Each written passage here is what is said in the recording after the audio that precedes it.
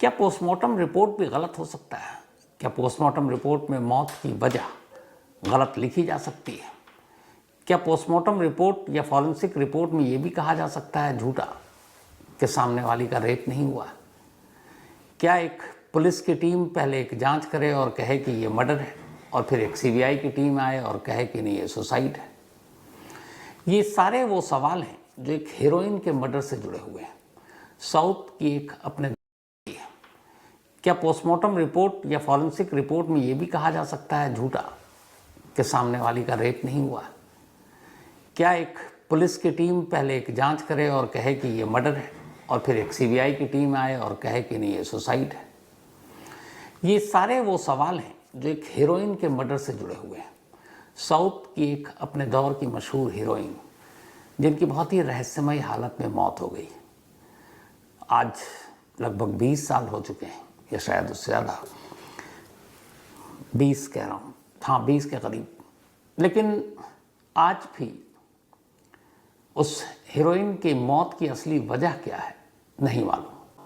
उस पर एक पर्दा पड़ा हुआ। हालांकि सीबीआई ने अपनी रिपोर्ट फाइनल दे दी, लेकिन घर वाले आज भी ये मानने को तैयार नहीं है। जिस डॉक्टर ने पोस्टमार्टम किया और इस मौत को उसने मर्डर बताया, उस डॉक्टर के खिलाफ भी एक्शन लिया गया। लेकिन फिर बात वही है कि पोस्टमार्टम रिपोर्ट में मौत की वजह क्या जानबूझकर गलत लिखी गई, लिखवाई गई? क्योंकि जहाँ इंसान है वहाँ साजिश तो हो सकती है। कहानी है साउथ की एक बहुत ही उभरती हुई एक्ट्रेस, हीरोइन प्रतीशा। प्रतीशा जिसका जन्म हैदराबाद में हुआ, पिता की मौत बचपन में हो चुकी थी। प्रतीशा और उसका एक भाई, माँ नौकरी करती थी और अपने दोनों बच्चों को उन्होंने कहा था कि मैं खूब पढ़ाऊंगी लिखाऊंगी ताकि ये बड़े होकर एक मकाम हासिल करें, अच्छी ज़िंदगी जिएं। और उसके लिए दोनों को पहले अच्छे स्कूल और फिर अच्छे कॉलेज में पढ़ाया। प्रतीशा भी चाहती थी कि अच्छी सरकारी नौकरी करे, लेकिन फिर उसने देखा धीरे धीरे कि माँ उन दोनों बच्चों के लिए, यानी उसके और उसके भाई के लिए बहुत मेहनत करती है। तो उसे लगा कि हम बहुत सेल्फिश हो जाएंगे अब कॉलेज के बाद, ऐसा है कि कुछ मांग में के काम में हाथ बटाएं। तो उसने कहा कुछ करते हैं, पढ़ाई लिखाई तो चलती रहेगी।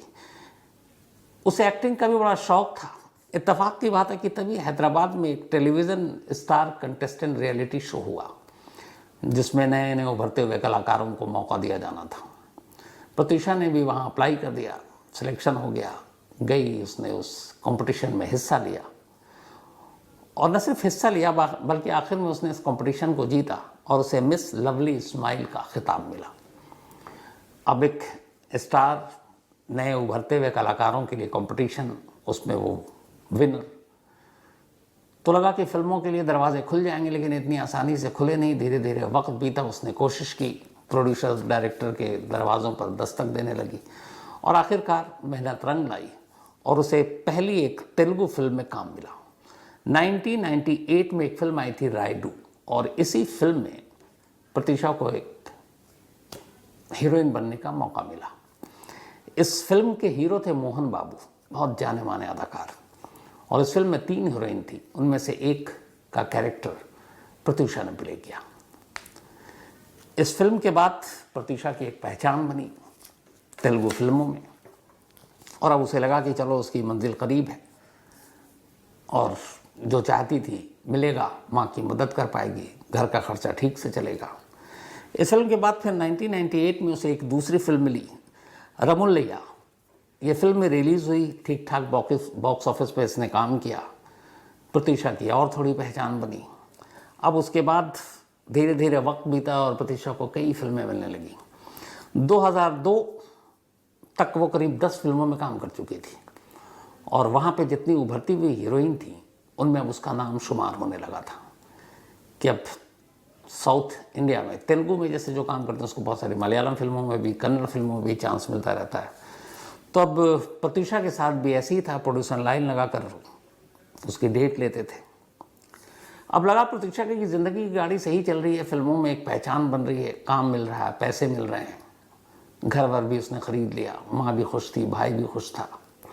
लेकिन उसकी ज़िंदगी में एक खालीपन था, और उसकी वजह ये थी कि उसे बचपन से, स्कूल टाइम से, उसके स्कूल का एक दोस्त हुआ करता था, सिद्धार्थ।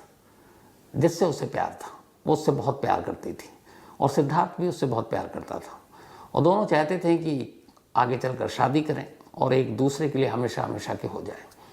तो फिल्मों में इधर कामयाबी मिली, उधर सिद्धार्थ इंजीनियरिंग की पढ़ाई कर रहा था। अब लगा प्रतीक्षा को कि ये वक्त आ गया है जब दोनों शादी कर लें। उसने सिद्धार्थ से बात की, लेकिन सिद्धार्थ के घर वाले एक फिल्मों में काम करने वाली किसी हीरोइन के साथ अपने बेटे का रिश्ता जोड़ना नहीं चाहते थे। काफ़ी कोशिश की सिद्धार्थ ने भी, प्रतीक्षा ने भी मनाने की, लेकिन घर वाले नहीं माने। प्रतीक्षा ने को भी लगा कि चलो थोड़ा सा वक्त पर छोड़ देते हैं, क्या पता राज़ी हो जाए, तैयार हो जाए, फिर दोनों की शादी हो जाए। लेकिन कोशिश होती रही।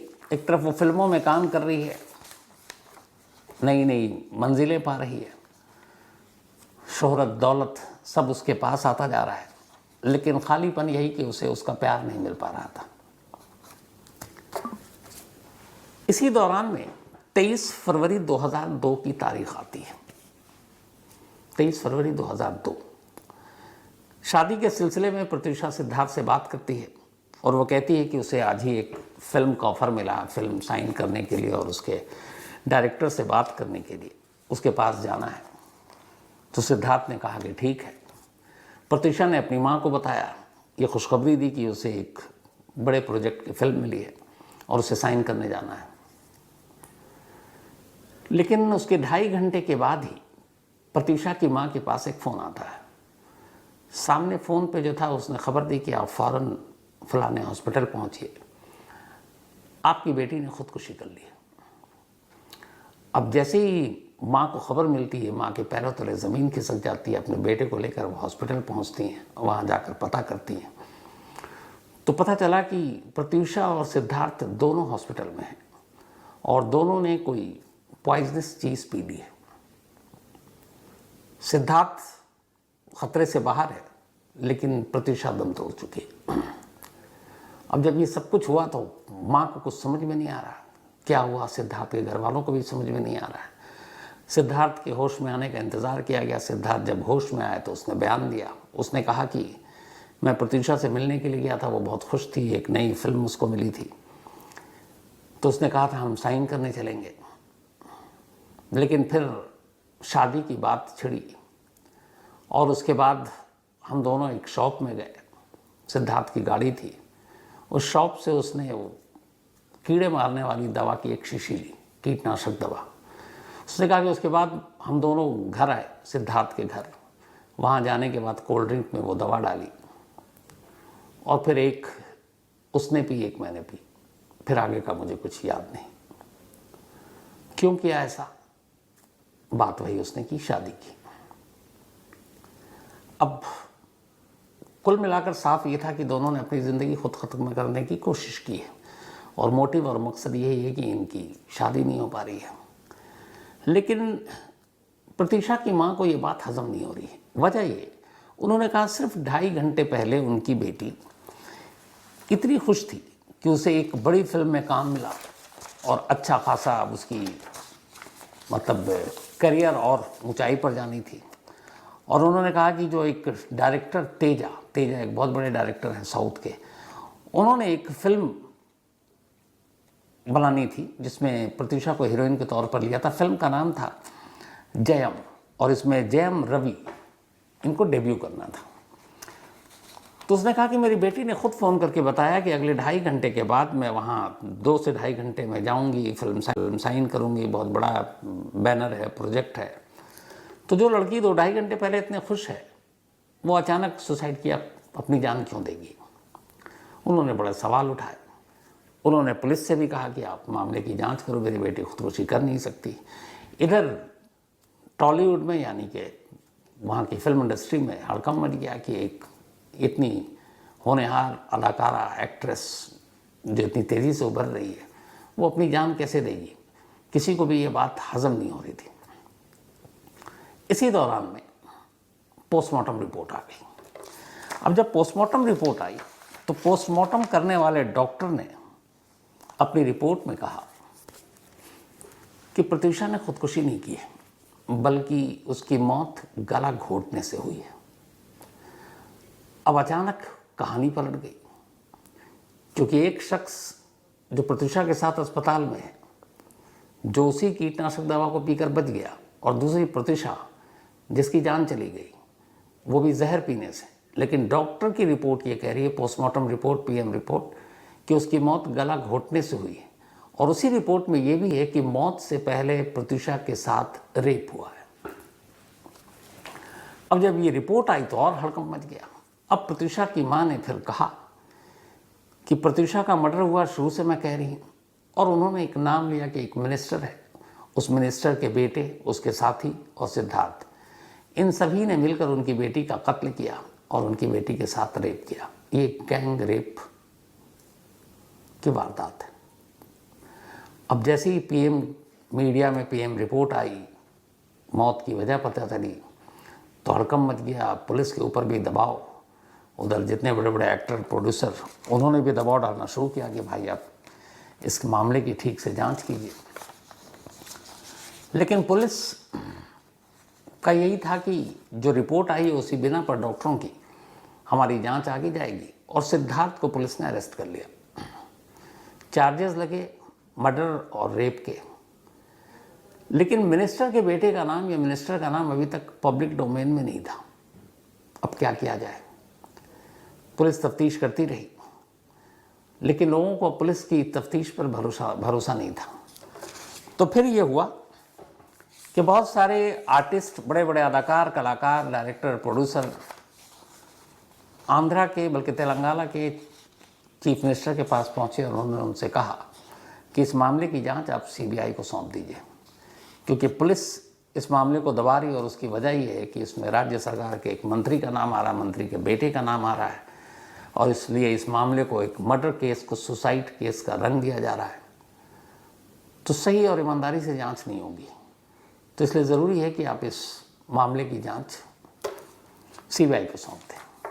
आखिरकार सरकार को भी लगा कि जब उसके अपने ही एक मिनिस्टर का नाम आ रहा है तो फिर मामले की जांच सीबीआई को सौंप दी गई। अब प्रत्यूषा मर्डर केस की जांच सीबीआई शुरू करती है तो सबसे पहले वही उस कहानी से शुरू होती कि 23 तारीख को, जिस दिन प्रत्यूषा की मौत हुई थी, उस दिन हुआ क्या था। तो सीबीआई जब अपनी जांच करती है तो पता चला कि 23 तारीख की दोपहर को प्रत्यूषा एक ब्यूटी पार्लर गई थी। उसी ब्यूटी पार्लर में थोड़ी देर के बाद अचानक सिद्धार्थ आता है। वहाँ वो थोड़ी देर तक बातचीत करता है। इसके बाद वो दोनों ब्यूटी पार्लर से बाहर निकलते हैं। सिद्धार्थ अपनी कार में था, प्रत्यूषा अपनी कार लौटा चुकी थी। अब प्रत्यूषा और सिद्धार्थ उसी कार में बैठते हैं, वहाँ से इधर उधर कहीं सड़क पर घूम रहे हैं। फिर थोड़ी देर के बाद ये कार एक शॉप के बाहर रुकती है। उस शॉप से एक कीटनाशक दवा खरीदते हैं और उसके बाद ये दोनों फिर कार में बैठ जाते हैं। थोड़ी देर के बाद सिद्धार्थ की गाड़ी उसके घर के ऊपर रुक जाती है पास में, और उस गाड़ी से उतर कर प्रत्यूषा और सिद्धार्थ के फ्लैट में जाते हैं। चूँकि प्रत्यूषा एक हीरोइन थी, उस वक्त तक 10 फिल्में रिलीज़ हो चुकी थी, लोग उसे जानते थे, नेबर जानते थे, पड़ोसी भी। तो उन्होंने देखा प्रत्यूषा आई है, तो उसके बाद ये लोग चले गए अंदर। अब ये भी था कि हीरोइन बाहर निकलेगी, फिर कोई देखेंगे। लेकिन काफ़ी देर तक जब नहीं आए तो पड़ोसी जो इंतज़ार कर रहे थे उन्हें कुछ वो लगा, फिर उन्होंने घंटी वंटी बजाई, अंदर से कोई आवाज़ नहीं आई। तो जब आवाज़ नहीं आई तो फिर उनमें से एक इत्तेफाक से प्रत्यूषा की फैमिली को भी जानती थी, कुछ सिद्धार्थ के फैमिली को जानते थे कि वो वहाँ रहता था।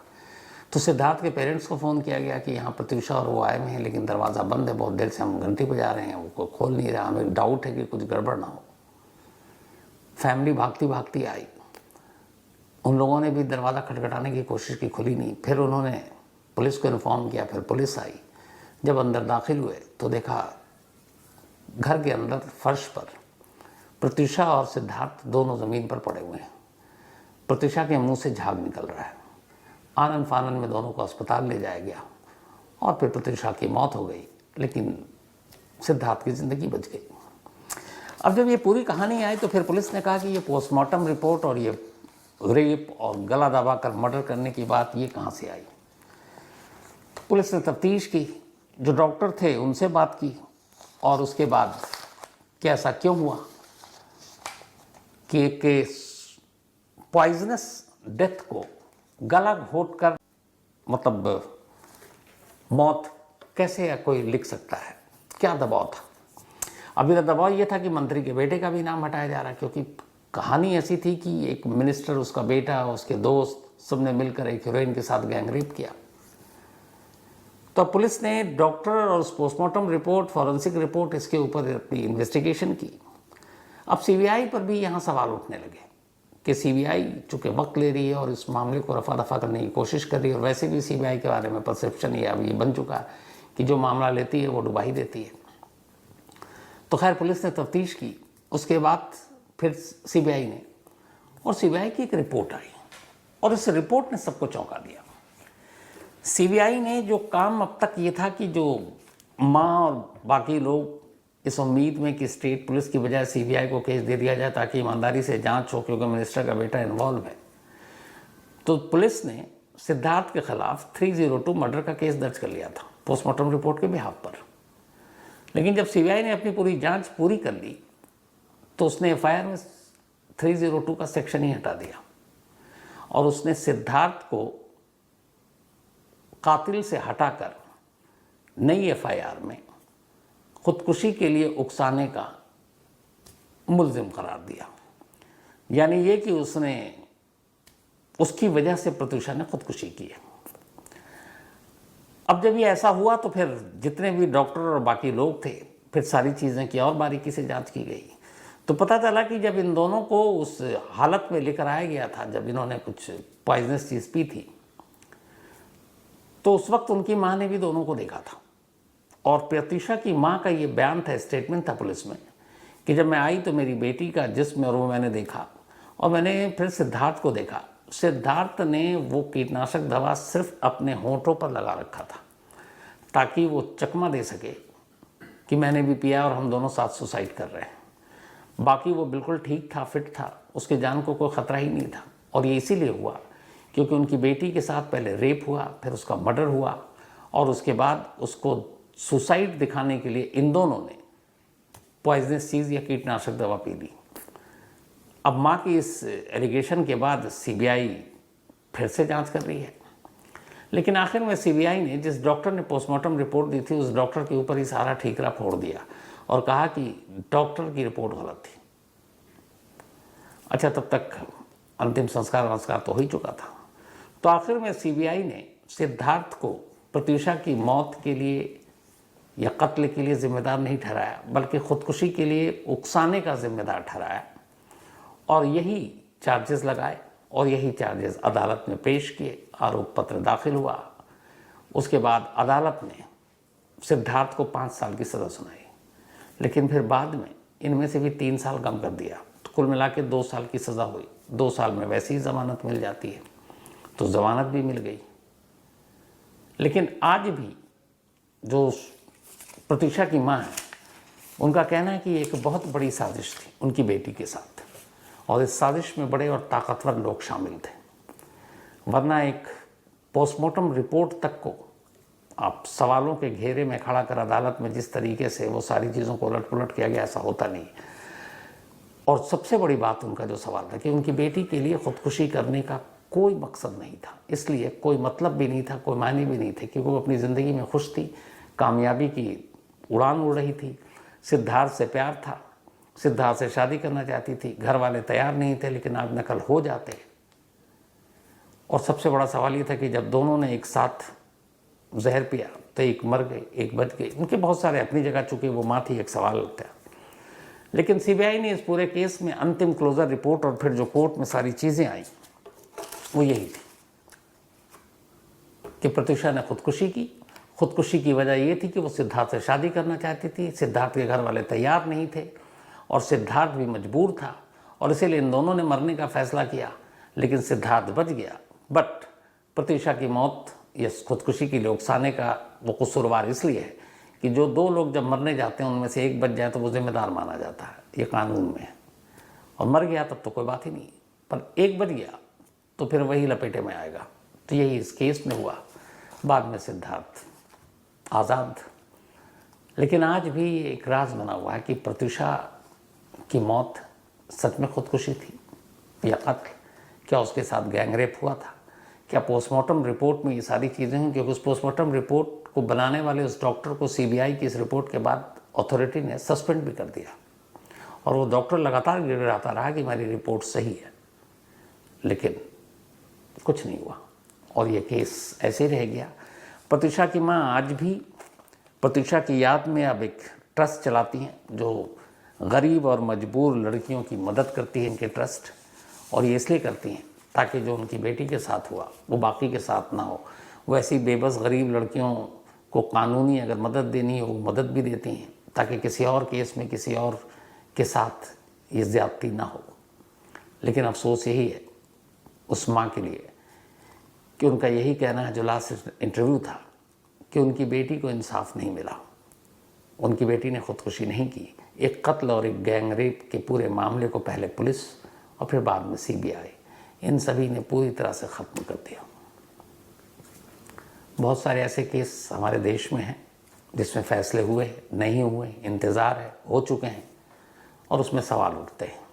और सबसे ज़्यादा सवाल यही उठते हैं कि जांच एजेंसी कैसे इस केस को कहाँ से कहाँ ले जाती है। लेकिन सबसे सीरियस सवाल तब उठता है जब पोस्टमार्टम रिपोर्ट तक पर उंगली उठने लगे। जब प्रत्यूषा की मौत हुई थी तब वो 2 फिल्में कंप्लीट कर चुकी थी, लेकिन रिलीज़ नहीं हुई थी। उनकी मौत के बाद 2 उनकी आखिरी फिल्में रिलीज़ हुई। एक थी इदेमी उरूरा बाबू और एक थी एक तेलुगु फिल्म जो कि 2002 में रिलीज़ हुई थी, और 2004 में उनकी आखिरी फिल्म जो रिलीज़ हुई थी साउंड पार्टी। इसके अलावा कुछ फिल्मों में उन्होंने कुछ काम किए थे, लेकिन वो पूरी तरह से फिल्म कंप्लीट नहीं हुई थी। लेकिन